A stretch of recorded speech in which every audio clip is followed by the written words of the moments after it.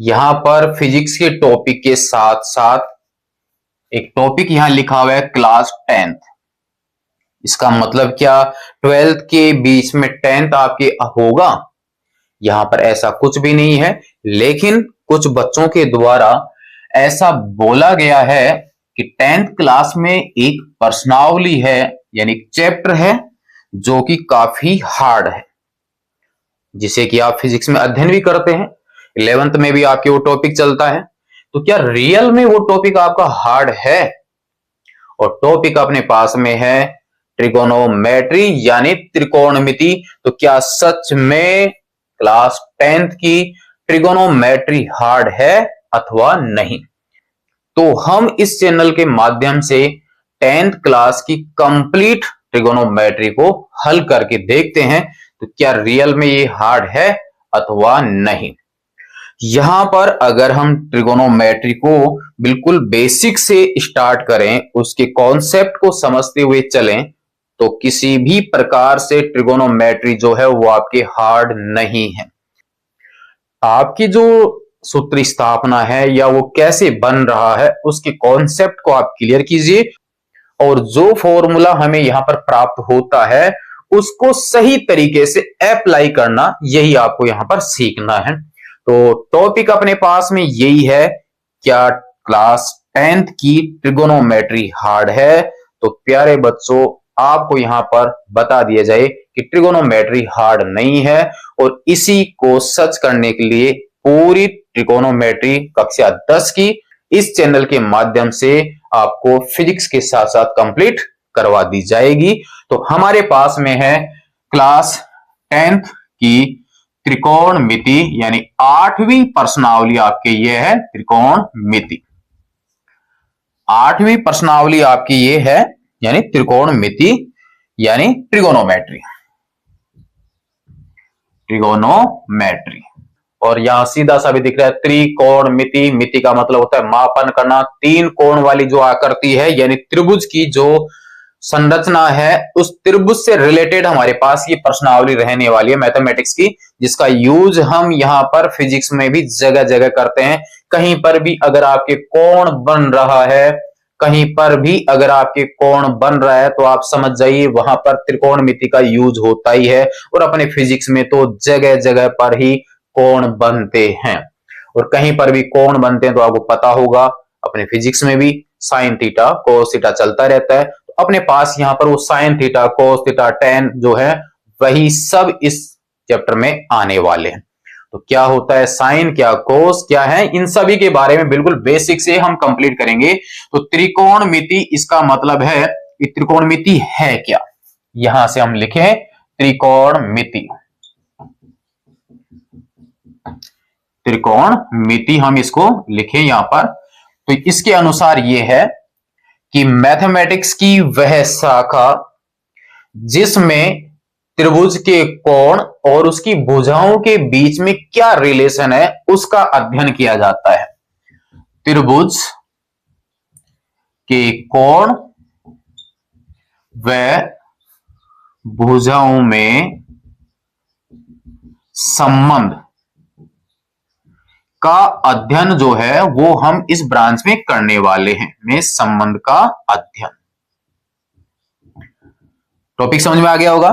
त्रिकोणमिति यानी 3 कोणों से जो आकृति बनती है, उस आकृति में उसके कोण और उसकी जो साइड है यानी उसकी जो भुजाएं हैं, उनके बीच में आपस में क्या संबंध है, यानी उनके बीच में क्या सूत्र बनते हैं, उनका अध्ययन करने के लिए ही मैथमेटिक्स की ब्रांच है, एक शाखा है जिसका त्रिकोणमिति या ट्रिगोनोमेट्री। क्लियर है?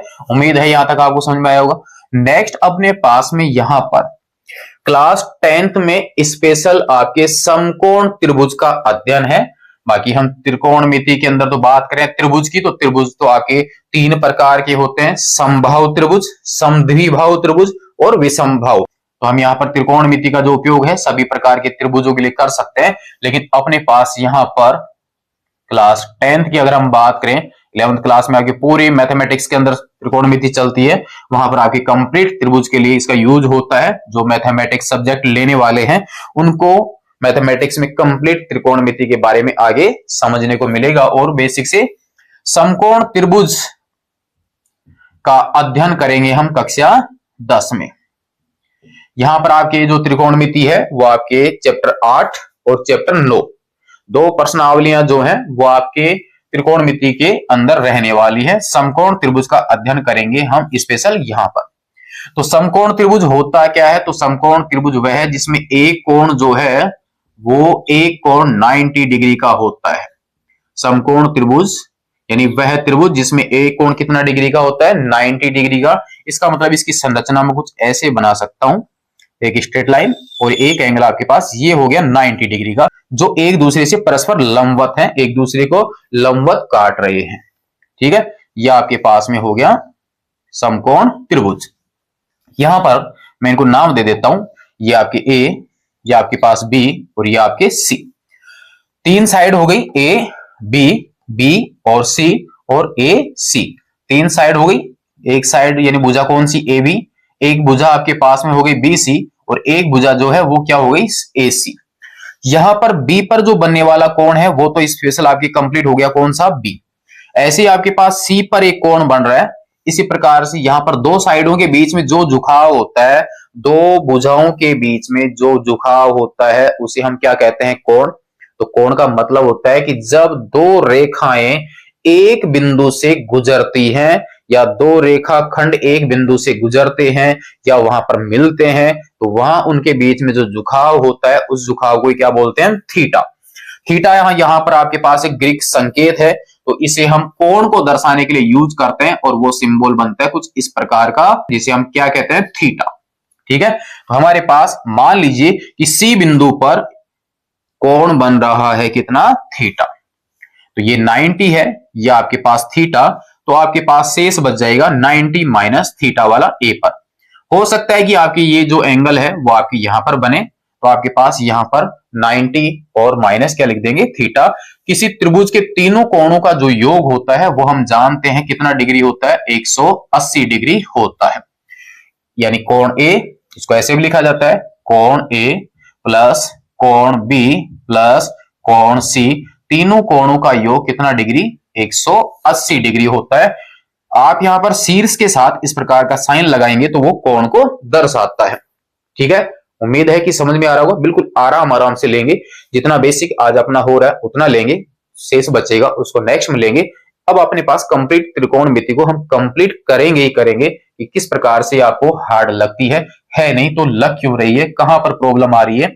तो अब आप यहां पर ध्यान दीजिए, आपके पास एक समकोण त्रिभुज हो चुका है जिसमें एक कोण 90 डिग्री का है। तो यहां पर ये जो साइड होती है ना, ये जो भुजाएं होती हैं, इन भुजाओं को हम स्पेशल एक नाम से जानते हैं। त्रिभुज की ये जो भुजाएं अपने पास मिल रही है समकोण त्रिभुज की, इनकी भुजाओं को हम एक स्पेशल नाम से बोलते हैं और वो नाम अपने पास में क्या है कि 90 डिग्री के सामने यानी उसके सम्मुख जो भुजा होती है उस सम्मुख भुजा को हम कर्ण कहते हैं, यानी हाइपोटेनस। हाइपोटेनस इसको कहते हैं, यानी इसको मैं दर्शा सकता हूं किससे? एच से। और जहां पर आपके एंगल बन रहा है, मान लीजिए आपके एंगल यहां पर बन रहा है, तो एंगल के जस्ट सामने वाली जो भुजा होगी या उसके सम्मुख जो भुजा होगी उसको बोला जाता है उस समकोण त्रिभुज का लंब यानी परपेंडिकुलर। तो इसको मैं दर्शा सकता हूं किससे? पी से। अब अपने पास में एक साइड बच गई ये वाली जिस पर ये एंगल बना हुआ है, उसे इस त्रिभुज का आधार कहा जाता है यानी बेस कहा जाता है, जिसे मैं दर्शा देता हूं किससे? बी से। तो समकोण त्रिभुज की तीन भुजाओं के नाम हमने यहां पर रख लिए हैं। 90 डिग्री के सामने की जो भुजा होगी उसे हम कहेंगे इसका कर्ण। जहां एंगल बन रहा है उस एंगल के सामने वाली भुजा को लंब, और जिस पर कोण बना हुआ है ना, यहां इस भुजा पर बना हुआ है, या हम ये कहें कि जो भुजा अब छूट गई है, बच गई है, उसे हम क्या कहते हैं? उस त्रिभुज का आधार। अगर ये कोण यहां नहीं बना हुआ होता और हम इस वाले कोण की बात कर रहे होते यानी ए वाले की बात कर रहे होते, तो कोण ए के लिए ये वाली जो भुजा है ना बीसी, वो किसका काम करती है? आपके लंब का काम करती। यानी इस प्रकार से ये लीजिए, यहां पर ए, यहां पर बी और यहां पर सी, ये आपके 90। तो ये भुजा आपकी क्या हुई, कर्ण। और इस कोण की बात कर रहा हूं मैं, कोण ए के लिए। यहां थीटा भी नहीं दर्शाऊं मैं, सिर्फ यहां पर सी के एंगल बना देता हूं। तो यहां अगर ये इस प्रकार का पॉइंट बना हुआ तो समझ जाइए किस कोण की बात हो रही है, सी की। यहां पर ए कोण की बात हो रही है, तो कोण ए के सामने वाली भुजा क्या बनेगी भाई, लंब। और कोण इस भुजा पे बन रहा है या ये भुजा छूट चुकी है, इसे क्या कहेंगे हम, इसका आधार। अब बताइए कोई समस्या हो तो। समकोण त्रिभुज की तीनों भुजाएं आपके निर्धारित हो चुकी हैं।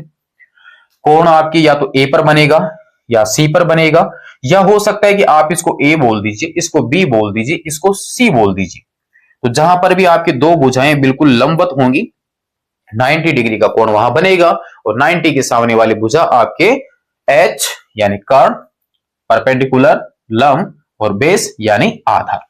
उम्मीद है कि आपको समझ में आया होगा। अब अपने पास में यहां पर बात हो रही है कि इसके कोण, तो कोण आपके ए हो गया, कोण आपके सी हो गया, बी पर तो आपके कोण फिक्स हो ही चुका है, यानी एक कोण तो आपके 90 हो ही चुका है। बाकी दो कोण बचेंगे और उन्हीं दो कोण के लिए आपकी पूरी प्रश्नावली कंप्लीट होने वाली है। तो यहां पर भाई ये है कि कोण और उनकी भुजाओं में रिलेशन बनाना है। तो यहां पर आपके पास भुजाएं कितनी है, देखो 1 2 और 3। हम इनका कंपेयर करके देखें कि एक भुजा को दूसरी भुजा के साथ जोड़कर देखें तो अपने पास क्या बनता है। तो देखिए नंबर 1 की अगर हम बात करें कि क्या आपके पास आता है, तो मैं यहां पर दो भुजाएं लेता हूं। एक आपके पास में है लंब, एक भुजा कौन सी आपके पास में, लंब, और एक भुजा मैंने क्या ले ली, कर्ण। इन दोनों भुजाओं का मैं अनुपात निकाल लेता हूं। तो लंब और इसके अपोन में क्या हो गया, कर्ण, यानी इन दो भुजाओं का अनुपात हो सकता है। ठीक है। नंबर 2, यहां से इस आधार को मैं लेता हूं और इसके अनुपात में वापस मैं कर्ण को ले लेता हूं। इन दोनों भुजाओं का अनुपात हो चुका, इन दोनों भुजाओं का अनुपात हो चुका, और एक अनुपात और बच रहा है। देखिए कौन सा बच रहा है, क्या ये वाला बच रहा है, लंब और किसका, आधार का। तो एक अनुपात आपके किसका बचा, लंब और आधार। समझ में आया कि नहीं आया बताओ। अपने पास एक त्रिभुज में कितनी भुजाएं हैं, 3। इन 3 भुजाओं में दो दो भुजाओं को लेकर मैं अगर उनका अनुपात निकालता हूं तो यहां पर मेरे पास कितने अनुपात बन रहे हैं, 3। इन दोनों भुजाओं का अनुपात यानी लंब बटा कर्ण, इन दोनों भुजाओं का अनुपात आधार बटा कर्ण, और एक हो गया इन दोनों भुजाओं का अनुपात लंब और आधार। तो क्या यही बनता है कि अंश में लंब लिखें और हर में क्या लिखें, कर्ण। तो क्या इसका उल्टा नहीं हो सकता, कर्ण बटा लंब। हमने लिखा आधार बटा कर्ण, तो क्या कर्ण बटा आधार नहीं हो सकता, बिल्कुल हो सकता है।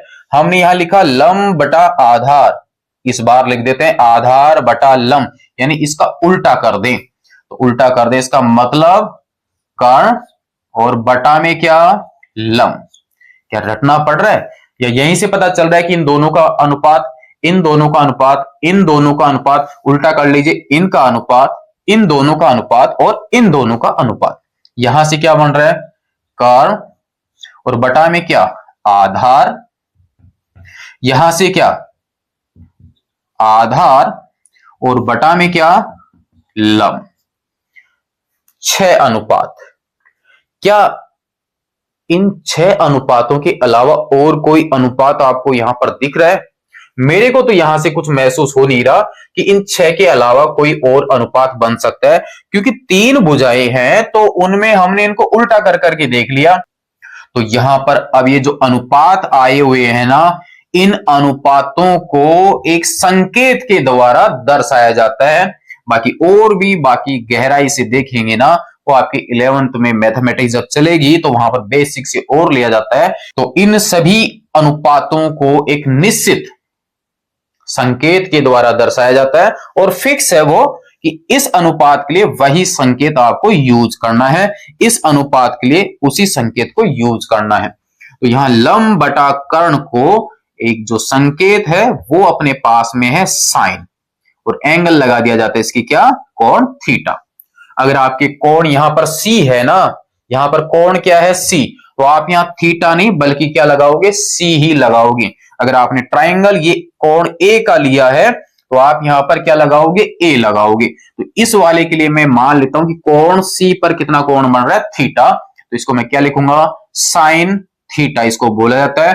पूरा कंप्लीट होता है साइन थीटा, और इसको शॉर्ट में लिखा जाता है सिर्फ SIN और थीटा। ये थीटा इनसे बड़ा बनता है। तो यहां पर प्यारे बच्चों ध्यान दीजिए कि लंब बटा कर्ण जो है वो किसके बराबर होता है, साइन थीटा के बराबर। यहां पर देखिए इधर ये जो संकेत है ना, इसके साथ क्या लग रहा है, थीटा, और थीटा क्या है इस त्रिभुज का कोण, और इधर क्या है ये दोनों भुजाएं, कोण व भुजाओं में संबंध। तो इसी का अध्ययन ही तो आपके कौन सी ब्रांच में किया जाता है, त्रिकोणमिति में। यहां पर नेक्स्ट ये जो अनुपात मिला है ना आधार बटा कर्ण का, इसे ये जो साइन मिला है ना, इस साइन के आगे को शब्द और लगा दीजिए, यानी CO, और आगे पूरा का पूरा साइन SINE, और ये थीटा। यहां सिर्फ इस्तेमाल के लिए इतना वर्ड काम में लिया जाता है। ये हो गया कोस और थीटा, जिसे बोला जाता है कोस थीटा। है क्या ये साइन, ये हो गया कोसाइन, कोसाइन। इधर आपके पास में लंब बटा आधार का फिक्स अनुपात जो है उसको दर्शाया जाता है टेंजेंट से, टेंजेंट, और ये थीटा। इसको इस्तेमाल के लिए लिया जाता है सिर्फ ये वाला वर्ड, यानी टेन, सिर्फ टेन, TAN और थीटा। और अब इसके आगे लगा दिया जाता है को, एक वर्ड ये, फिर को, एक वर्ड ये, और इसके भी आगे को।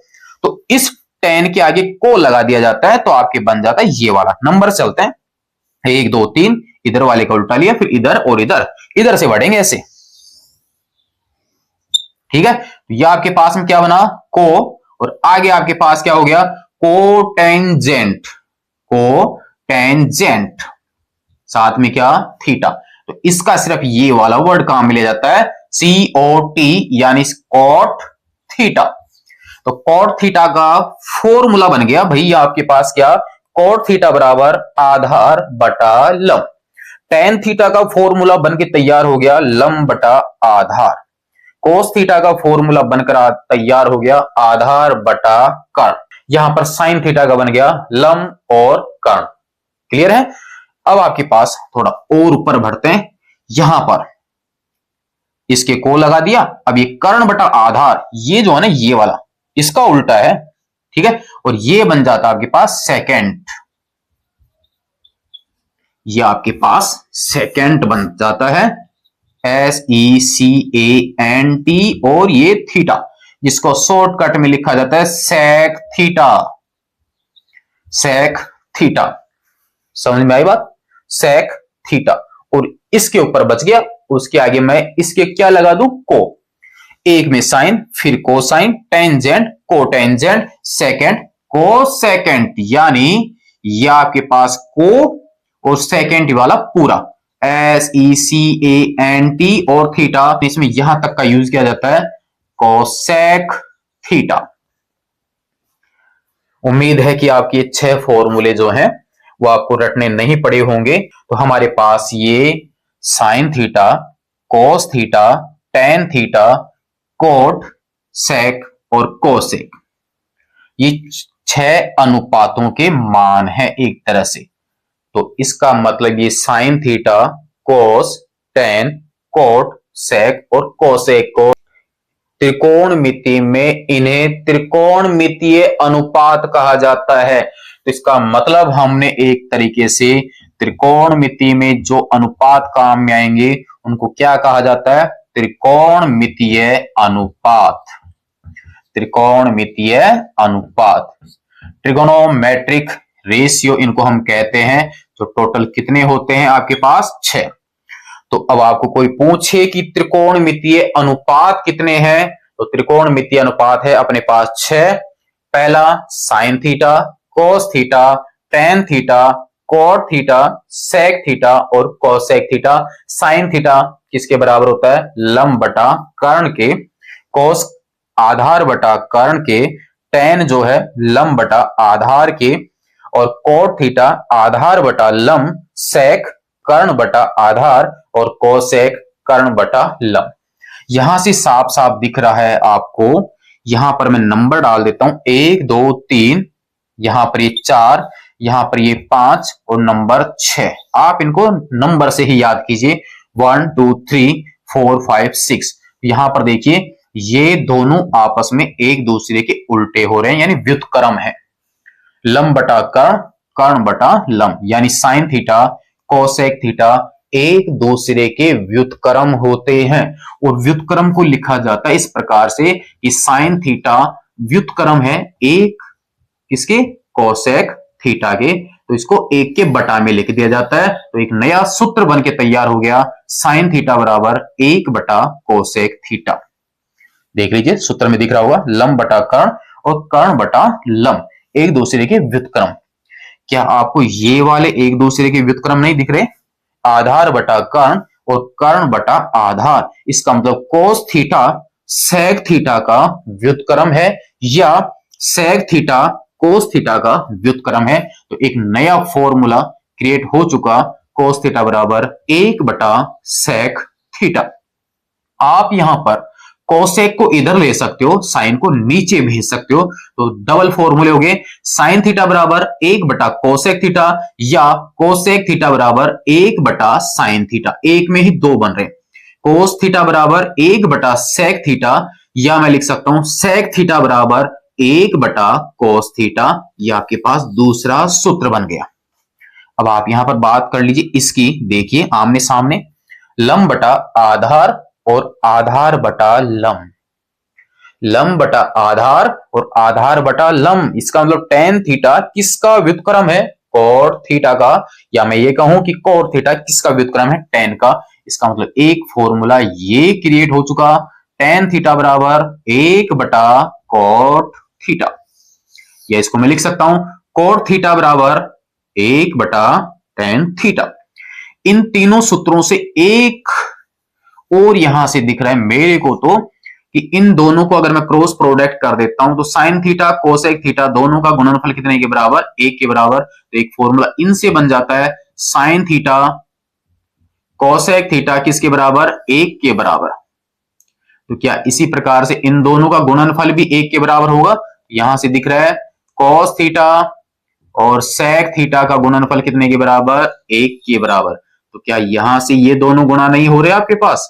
तो यहां से क्या बन गया, टेन थीटा, यहां पर कॉट थीटा का गुणनफल कितने के बराबर, 1 के बराबर। तो तीन फॉर्मूले ये बन गए। 6 सूत्र यहां पर हैं, 3 सूत्र ये हो चुके, 3 सूत्र ये हो चुके।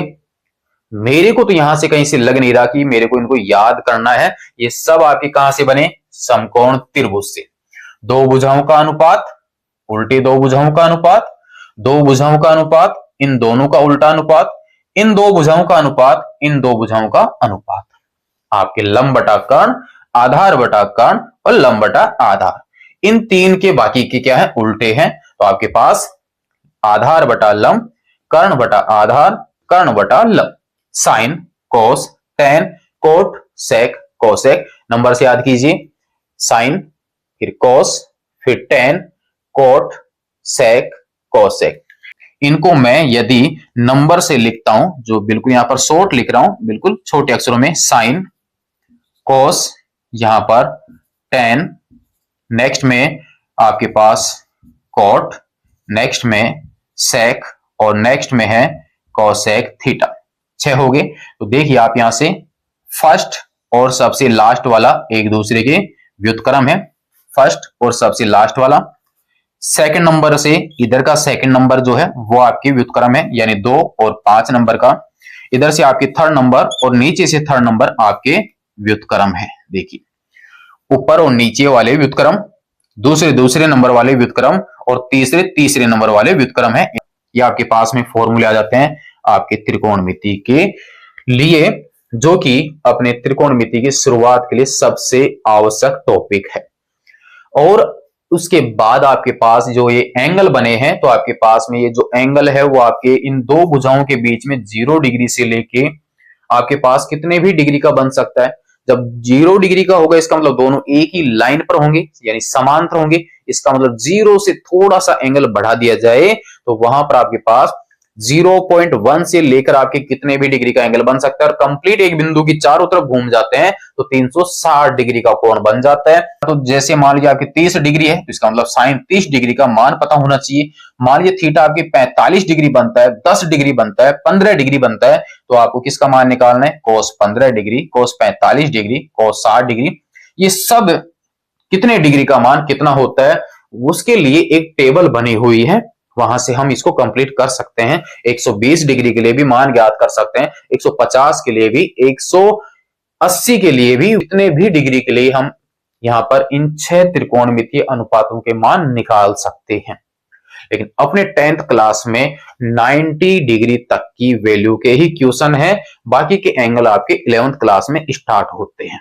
तो अपने पास तो यहां पर 90 डिग्री तक के एंगल ही हैं।